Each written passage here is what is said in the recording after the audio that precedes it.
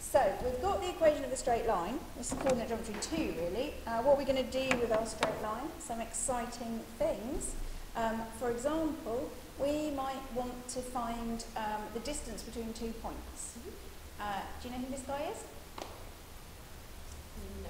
He is a very famous Greek mathematician who did a theorem, Pythagoras. Excellent. So Pythagoras says that if we want to find the length of the hypotenuse of a triangle, we can use this theorem, and essentially that is what we want to do. We want to find the length of the hypotenuse of a triangle. It's just a minute ago the triangle didn't exist. I just drew it on. Yeah. But that is what the distance between 2 points is. So this length here, well, we've got, this is the point -1, 2, so this is 2, and this is the point 3 minus 1, so this is -1. So that's a distance of 3. Is that right? It is, yes. Okay, and this is the point -1, 2, and this is the point 3, so this is a distance of 4. Yeah. Okay, so using Pythagoras, 3 squared plus 4 squared square rooted is 9 plus 16 square rooted square root 25. And for once, we don't need a plus or minus on this because it's a length. Exactly. So 5. So that's how you find distance between 2 points. You use Pythagoras, but you don't normally have to draw a little grid and put it on. We can use the same thing we do with gradients, dy and dx. So the change in y from, now see how much easier it is with just coordinates. From -2 to 4, is this a different example? Okay, good. Otherwise I went wrong a minute ago. From -2 to 4 is clearly up 6. Yeah. And from 3 to 2 is down 1. Yeah. So if I was doing gradient, dy by dx, that would be 6 over -1. But in this case I'm doing distance, Pythagoras, so the distance will be that 1 squared plus that 1 squared, square rooted, just doing Pythagoras. So that's 1 out of 36 square rooted. Yeah, which is root 37. There's nothing we can do with that. It's not, No. you can't simplify. If it was root 12, do you know how to simplify? Well, that's 12 is 3 times 4. Yeah, 3 So times that's 4. Root 3 times root 4. Yeah. And then root 4 is 2. Yeah, so you get exactly. 2 root 3, that's a bit nicer, Yeah. but there's nothing we can do No, with root 'cause it's 37. a Exactly. So, easy peasy. Distance between 2 points, Pythagoras on the difference in x and difference in y. Okay, midpoint. The midpoint, if I just put it on ish there somewhere, the middle point.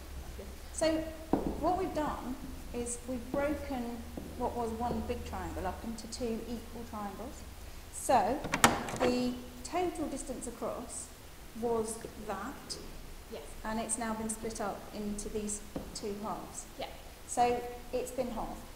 And what was a total distance here has been split up into these 2 equal bits, so that's been halved as well. Now the thing about finding the distance and halving it is that it's a bit of a fuss, really, because what you're doing when you're finding the total distance and halving it is then you've got to then add that on to the bottom one to find what the middle was, and actually finding the middle of things is what averaging does. Averaging sorts out roughly what's the middle, in a sense, especially if everything is in a line, it is the middle. So what we're actually doing is we're finding the average of the coordinates. So we have an average of -1, this was across, so that was -1, and this was 3. So the average of -1 and 3 is 2. No, 1. 1. That's the average. This is at the point 1 now, isn't it? Yeah, 1. So the average of -3 and, yeah, because you add them up and halve it. 3 add -1 is 2, halved is 1. Yeah, exactly. And then in the other direction, 2, have I just done this? No, there's a different -1.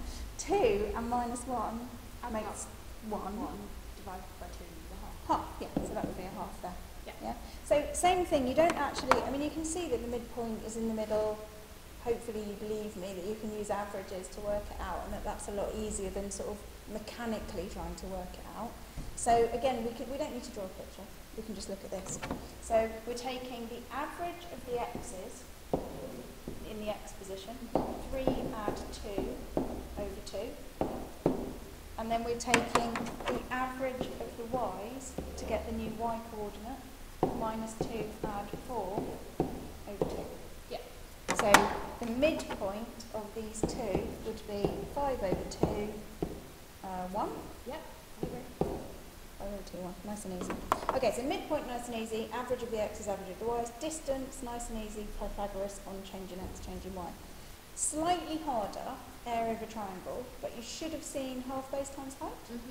Now, the thing is, in GCSE, the height's always really obvious, and in A-level, it's a bit less obvious. The way to think about it, did you ever, when you were a kid, have to stand on these? Did. Yeah. And they kind of drop the bar down and Sit it on your head. sit it on your head, exactly. And that's essentially how we're going to measure the height of a triangle. But you can take any of the sides of the triangle as the base. That's what's important. You don't have to have the base as the bit near the bottom. Yeah. So what I've got here is 3 triangles that are identical, and I've identified each of the sides as being the base. So in the first one, that's where you would naturally put the base. Yeah. Okay, so here's the base along here. There's the base. And what we're going to do is we're going to pretend that the triangle has come to the health centre, and that's the line, and you're going to drop that down until it touches the head of the triangle, basically. And then you're going to measure how Perpendicular. is the perpendicular height, exactly. It makes it perpendicular against that baseline, which has been extended. So this is the height. So what you're going to do is you're going to get a ruler and measure the base and the height of this triangle, just to, you know, the nearest, like, bit of a centimetre, like 2.7 or something like that, and then see what comes out as the area. These won't be exactly the same because rulers don't measure to the nearest, you know, infinitesimal little thing, but it'll be, hopefully, these areas will come out roughly the same. So that's what you're going to fill in the box on the right. Okay, this second example, I've chosen, instead of choosing the base to be this bit along here on the triangle, I've chosen the base to be this side one. That's going to be the base. Now, I'm going to turn the triangle round. You can turn your piece of paper round, if you like, because that might actually help you to see, because our brains kind of prefer it if a base is horizontal, exactly. Okay, so I've turned the triangle round. It's the same triangle, it's exactly the same as it was a minute ago. I've chosen a different side as the base, and now if I bring the line down to find out the height, you can see that it would stop there. So what I've now got is this is the base, and this as the perpendicular height, this distance here. Obviously your piece of paper is at an angle, but you should have those same measurements.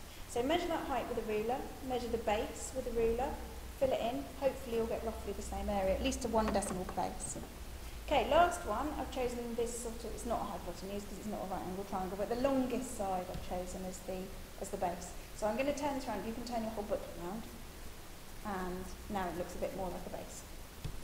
Does it? Still not quite, but that's better. Okay, so now this is the base. This big long one, that's now the base. And again, I can bring the measuring line down until it hits the head of the triangle, so we can measure how high it is. And again, we're doing this perpendicular height, so we're measuring that distance there. That would be the height of the triangle. So you're going to measure that to 1 decimal place or 2 decimal places, and hopefully you'll get the same area. Okay, so you've got an exercise now on working with, that's it. You've got an exercise on finding areas of triangles using half base times height. So in C1, if you are asked to find the area of a triangle, it is definitely half base times height. And what you want to do is draw a picture. This is one where actually drawing it is what's going to make it okay, because you will see what's the best side to choose as a base in inverted commas, because any side can be a base, and what the best side is and how to find the height. So have a go working through the area of a triangle exercise.